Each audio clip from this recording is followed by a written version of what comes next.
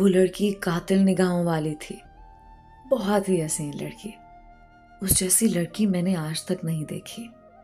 بس پھر ایک دن جب وہ اسکول کی تیاری میں مصروف تھی تو میں اس کے پاس گیا اور بولا، اقصیٰ آج اسکول مت جاؤ پلیز۔ وہ بولی، کیوں؟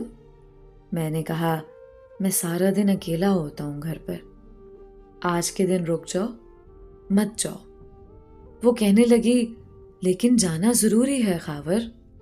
میں نے بولا، کوئی ایگزامز تھوڑی ہو رہے تمہارے؟ وہ بولی، ہاں نہیں ہو رہے، لیکن کلاس تو اٹینڈ کرنی ہے اور یہ بھی ضروری ہے۔ بس پھر میں نے مزید کچھ نہ کہا اور دوسرے کمرے میں جا کر بیٹھ گیا۔ شاید وہ میری آرزو جان گئی اور تھوڑی دیر بعد وہ اپنا یونیفارم چینج کیے گھر کے کپڑوں میں تھی۔ میں نے اسے پوچھا، ہیں تم اسکول نہیں جا رہی؟ وہ مسکرا کر بولی، نہیں بس وہ میری طبیعت کچھ ٹھیک نہیں تھی، اس لیے چھٹی کرنی ہی پڑی۔ میں دل میں بہت خوش ہوا اور وہ مسکرا کر چلی گئی۔ بس پھر اس نے ناشتہ بنایا اور ہم سب نے ایک ساتھ کھایا اور بس پورا دن ہم دونوں کسی نہ کسی کام میں لگے رہے۔ نہ اس نے کوئی بات کی اور نہ میں کوئی کر سکا۔ اگلے دن میں اپنے شہر واپس آ گیا اور پھر اسے میسج پر بات ہونے لگی۔ پتہ نہیں کیا ہو جاتا تھا ہم میسج پر ایسے بات کرتے جیسے بچھڑے کوئی پرانے دوست ہوں۔ لیکن اس بار میں نے شہر میں رشتہ داروں کی طرف سے بہت باتیں سنی۔ یہاں شہر میں بہت باتیں ہو رہی تھیں کہ خاور اور اقصیٰ کے بیچ کچھ چل رہا ہے۔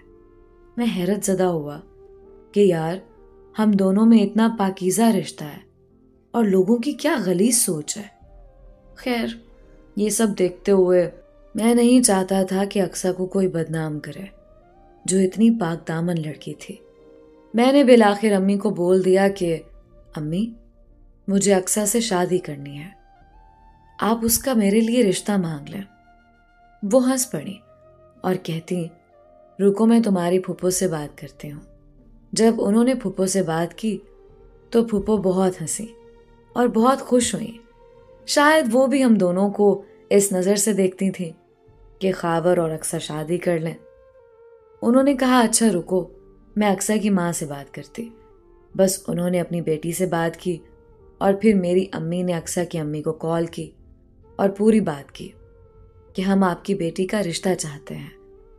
اب وہ مجھ سے 4 سال چھوٹی تھی اور شاید وہ اتنی چھوٹی کا کرنا نہیں چاہتے تھے۔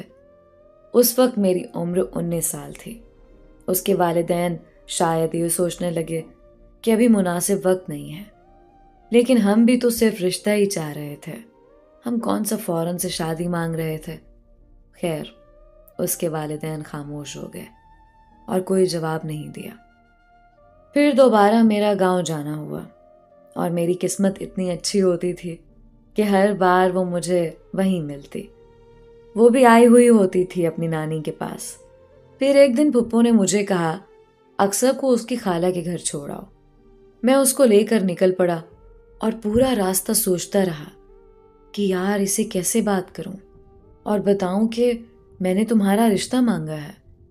اور پھر فائنلی اس کی خالہ کا گھر آیا اور میں نے گھر کے قریب بول ہی دیا، اقصیٰ کیا تم جانتی ہو، ہم نے تمہارا رشتہ مانگا ہے تمہارے والدین سے۔ وہ بولی، اچھا، مجھے تو نہیں پتا تھا۔ مجھے تو اتنا پتا ہے کہ میرے بڑے بھائی اور آپ کی چھوٹی بہن کا رشتہ مانگا گیا تھا۔ اس کا بھائی اور میری بہن کی بات چل رہی تھی۔ پھر میں نے اسے کہا، نہیں یار، میں نے بھی تمہارے لیے بولا ہے اور آفیشلی مانگا ہے رشتہ۔ وہ اچھا کہہ کر خالہ کے گھر چلی گئی۔ میں واپس گھر آیا۔ میں گاؤں جاتا ہی اس کی وجہ سے تھا۔ بس پھر گھر آ کر اس کے میسج کا انتظار کرنے لگا۔ کوئی 6 ماہ بعد اس کا میسج آتا اور میں اسی میسج کے انتظار میں رہتا۔ ایک رات دعا کرنے لگا بہت کہ کاش آج رات اس کا میسج آ جائے، اور واقعی میں آ گیا۔ اس رات پہلی بار 9 بجے سے 12 بجے تک اس نے میرے ساتھ بات کی اور پھر میں کئی مہینوں تک بس وہی چیٹ پڑھتا رہتا۔ میں جب بھی اقصیٰ کو یاد کرتا کہ کاش اسے ابھی دیکھ سکوں۔ پتہ ہے میں اسے اپنے خیالوں میں سوچ لیتا جس حلیہ میں آخری بار اقصیٰ کو دیکھتا وہ خیالوں میں بالکل ویسی میرے سامنے آ جاتی تھی اور میں اسے محسوس کر سکتا تھا۔ بس پھر کچھ مہینے اور گزر گئے اور ہم دونوں کی فیملیز میں کچھ مسائل ہو گئے۔ بڑوں میں انبن ہوئی تو میرے والد صاحب نے منع کر دیا کہ نہ ہی بیٹی دیں گے اور نہ ہی لیں گے۔ یہ سن کر میں بہت پریشان ہو گیا کہ یہ کیا بات ہوئی۔ میں اور اقصیٰ جو اتنا چاہتے ایک دوسرے کو، اس کا کیا بنے گا؟ یہ بات کرنے کے لیے میں نے اس سے بات کی۔ میں چاہتا تھا کہ اقصیٰ سے اکیلے میں بات کروں کہ اگر گھر والے ہمارا نہیں سوچتے تو اس صورت میں ہمیں کیا کرنا ہوگا۔ یہ بات کرنے کے لیے میں نے اقصیٰ سے بات کی۔ میں نے کہا، اقصیٰ، میں نے بہت ضروری بات کرنی ہے تمہارے ساتھ اور میں تم سے ملنے آ رہا ہوں۔ محرم کی 2 چھٹیاں آ گئیں۔ میں نے فوراً سے تیاری کی اور دوست کے ساتھ نکل پڑا۔ راستے میں میں نے روزہ کھولا جو کہ محرم کا روزہ تھا اور ہم دونوں کے لیے بہت دعائیں کی۔ بس وہاں پہنچا تو آگے دیکھا کہ اقصیٰ موجود نہیں۔ میں نے پھوپھو سے پوچھا، آپ اکیلی ہیں؟ اقصیٰ کدھر ہے؟ وہ کہنے لگیں وہ تو نہیں آئی۔ میں اس کا انتظار کرنے لگا۔ پورے 2 دن انتظار کرتا رہا، نہیں آئی۔ میں بہت پریشان ہوا اور پھر واپس گھر آ گیا۔ گھر آ کر اس کے میسج کا انتظار کیا۔ اس کے میسج آنے پر میں نے پوچھا، اقصیٰ تم کیوں نہیں آئی؟ میں نے تمہارا اتنا انتظار کیا۔ وہ بولی، بس میرا دل نہیں تھا آنے کا تو اس لیے نہیں آئی۔ میں نے کہا، اقصیٰ ایسے کیسے؟ ایک لڑکا تمہارے لیے بنا دن رات دیکھے اتنا سفر کر کے آیا اور تم 10 منٹ کا فاصلہ نہیں طے کر سکتی تھی؟ میں نے ہم دونوں سے متعلق بہت ضروری بات کرنی تھی۔ وہ بولی، خاور میرا دل نہیں تھا تو بس نہیں تھا، اب آپ بحث کرو گے میرے ساتھ؟ مجھے اس کی یہ بات سن کر بے حد افسوس ہوا کہ یار یہ کیا بات ہوئی، وہ ایسا کیسے کر سکتی ہے؟ اس نے کیوں اگنور کیا مجھے؟